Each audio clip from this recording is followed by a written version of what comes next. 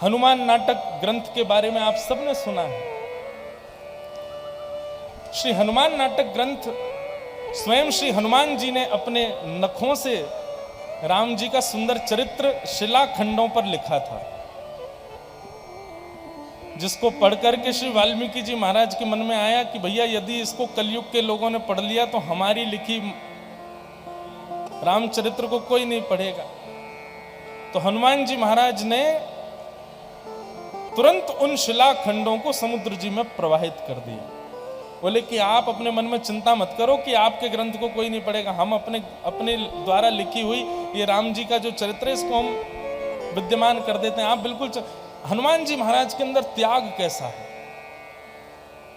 हम जरा सी किसी वस्तु का सृजन करते हैं, उस वस्तु को संजो के रखते हैं। संपूर्ण रामचरित्र लिखा और ऐसा लिखा कि न भूतो न भविष्यति, स्वयं श्री हनुमान जी ने।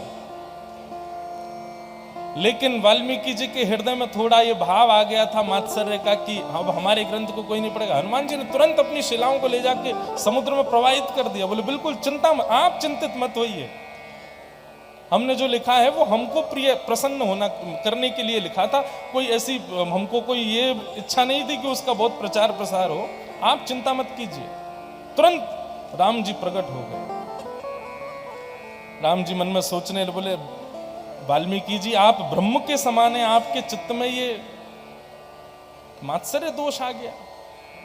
हनुमान जी के द्वारा लिखित रामचरित्र पर आपको यह संशय हो गया कि हमसे श्रेष्ठ है। और देखिए हनुमान जी का त्याग, उन्होंने तुरंत समुद्र में प्रवाहित कर दिया। इस दोष की आपको निवृत्ति तो करनी पड़ेगी, और इसी के लिए वाल्मीकि जी महाराज कलयुग में गोस्वामी तुलसीदास जी के रूप में प्रकट हुए। और हनुमान जी ने हनुमान नाटक ग्रंथ जो शिलाओं पर लिखा, उसी का ही सरल भाषा अनुबद्ध के रूप में श्री रामचरितमानस जी का प्रादुर्भाव किया। मानस जी की प्रत्येक चौपाई जो आप पढ़ते हैं सुनते हैं, वो सब पूर्व में ही श्री हनुमान जी महाराज ने अपने नखों से व्यवस्थित कर दी थी। उसी का ही अंश, उसी का ही सूक्ष्म सुंदर अंश है श्री मानस जी। आज के व्यक्ति में भी ऐसी मात्सर्यता है कि वो दूसरे की उपलब्धि देख नहीं सकता,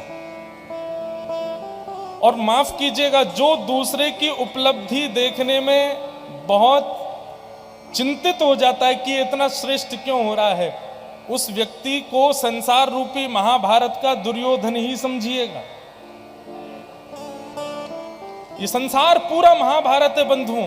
कुछ लोग पांडव हैं, कुछ लोग कौरव हैं, और जो कौरव हैं उनका स्वभाव यही है कि वो दूसरे की उपलब्धि नहीं देख सकते, दूसरे की श्रेष्ठता नहीं देख सकते, दूसरे के विशिष्ट कर्मों को नहीं देख सकते। वो सब दुर्योधन है।